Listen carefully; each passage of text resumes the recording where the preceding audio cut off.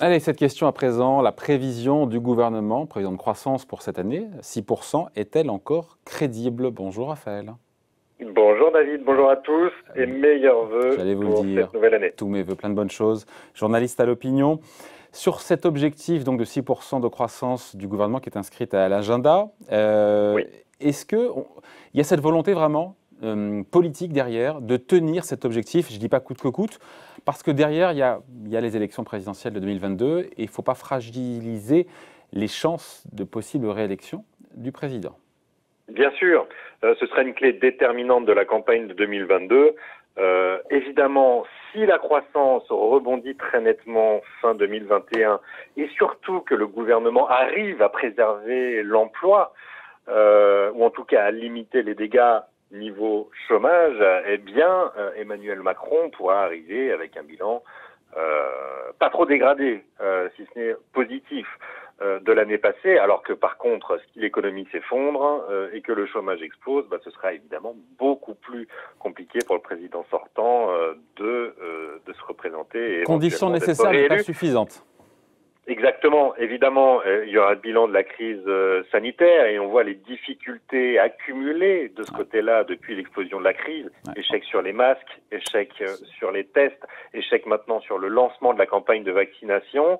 Et en face, on a quand même un ministère des Finances qui a plutôt bien tenu, qui a réagi très rapidement dès le mois de mars pour mettre en place les outils nécessaires au soutien de l'économie et qui depuis dépenses sans compter, dépenses quoi qu'il en coûte, avait dit Emmanuel Macron dès le mois de mars, et c'est effectivement ce qui s'est passé. Un soutien qui va perdurer cette année, évidemment. Il n'est pas question de gâcher l'économie à bientôt à moins de 18 mois, à bientôt un an de l'élection présidentielle. C'est donc un élément clé dans la stratégie de la campagne qui a déjà commencé pour Emmanuel Macron. C'est un élément clé que le soutien de l'économie cette année, d'autant plus que on voit enfin le bout du tunnel. Avec les vaccins, on sait que cette crise a une sortie et donc l'État dépensera à n'en pas douter quoi qu'il en coûte d'ici la fin de l'année pour soutenir l'économie. Donc on se dit, Raphaël, que cet objectif de 6% de croissance pour cette année, il est réaliste. Si on regarde les prévisions des grands instituts, FMI, OCDE et compagnie, même la Commission européenne, ils sont pas loin de 6%. Quand on écoute d'autres experts, je pense évidemment à Patrick Artus, mais c'est pas le seul. Pour lui, il nous dit Patrick Artus, chef économiste de Natixis, 6%, ça serait héroïque. C'est ce qu'il a dit. Absolument, notamment suite au problème de la campagne. On va en parler. Le lien entre la campagne de vaccination et l'économie est évident. Alors, cet objectif de 6%, il n'est pas hors sol. Il est même assez raisonnable, effectivement, comme vous l'avez indiqué.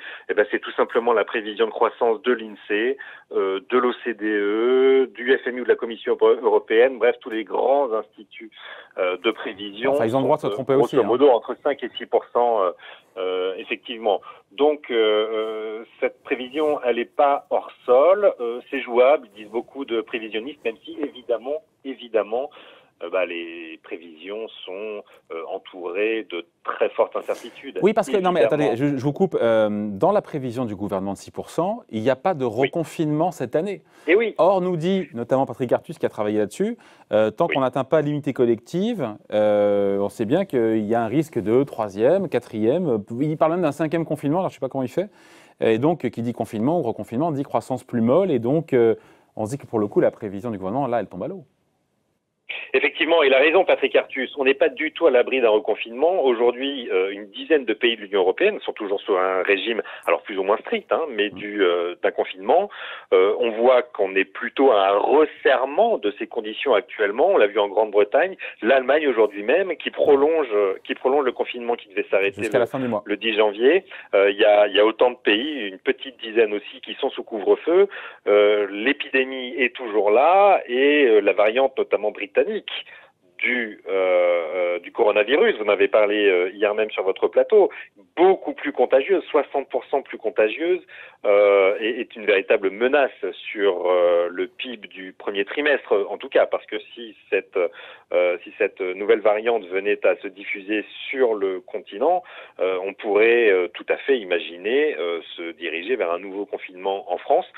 Pour l'instant, allez, un peu d'optimisme quand même en ce début d'année. Le Conseil scientifique a indiqué la semaine dernière qu'il y avait un risque de développement incontrôlé de l'épidémie après les fêtes.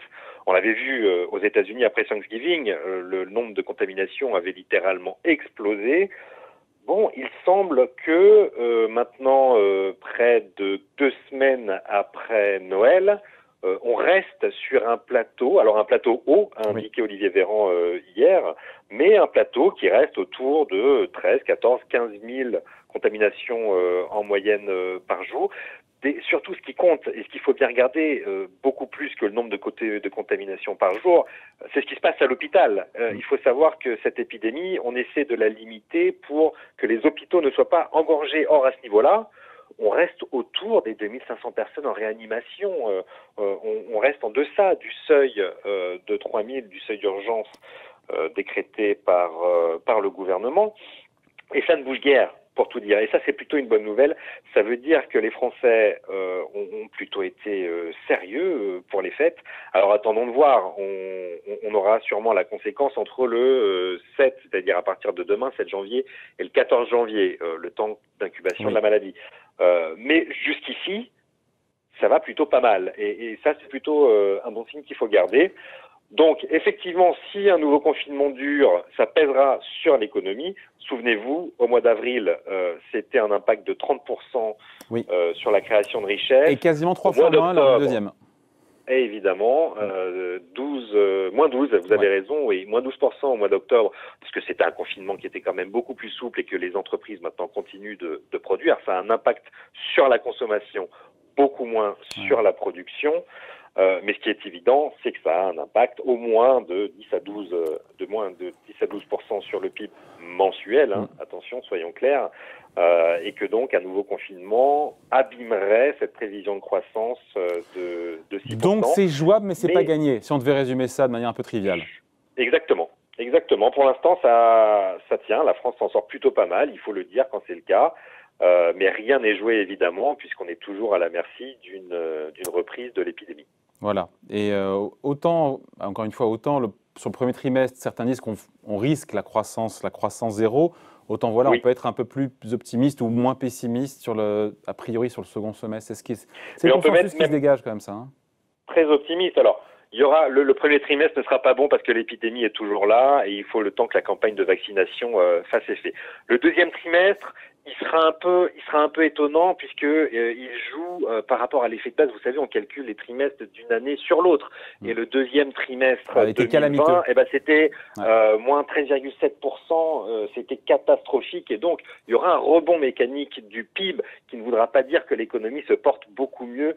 Pour autant, ce qui compte effectivement, vous avez tout à fait raison de le souligner, c'est le deuxième semestre. Et là, on attend beaucoup de ce deuxième semestre pour plusieurs raisons. Un, la campagne de vaccination sera quand même très nettement avancée à l'été prochain.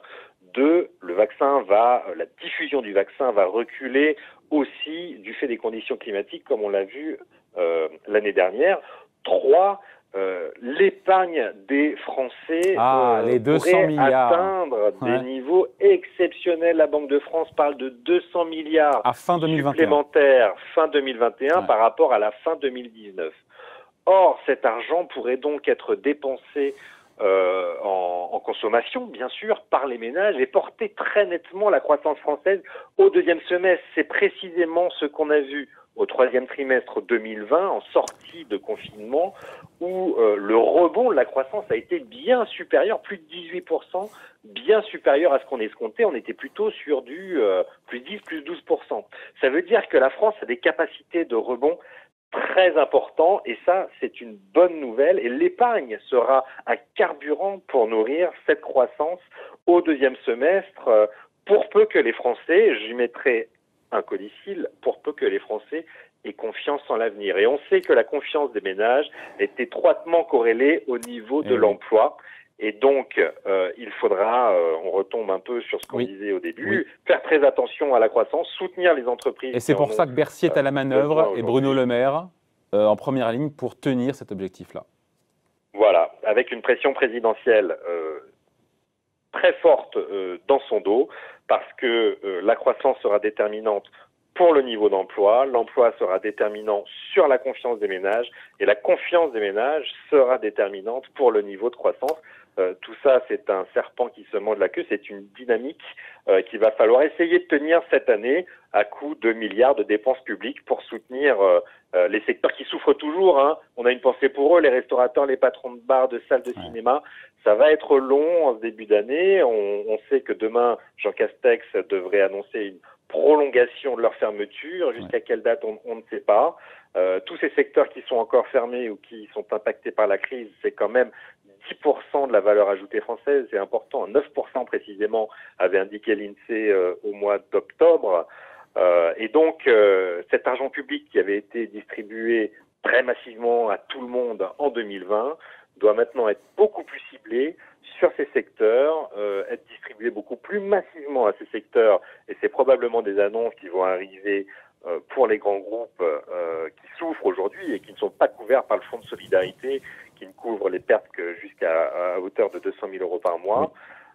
Mais vous pouvez être sûr que le gouvernement continuera à dépenser pour ces secteurs, quoi qu'il en coûte, encore une fois, pour maintenir la croissance, l'emploi et pour qu'Emmanuel Macron ait ses chances de réélection en 2022. Voilà, prévision donc de 6%, on en reparlera tranquillement dans les prochaines semaines ou même les prochains mois. Merci beaucoup Raphaël Legendre, donc journaliste à l'Opinion, et encore une fois tous mes vœux et bonne année. À bientôt. Salut.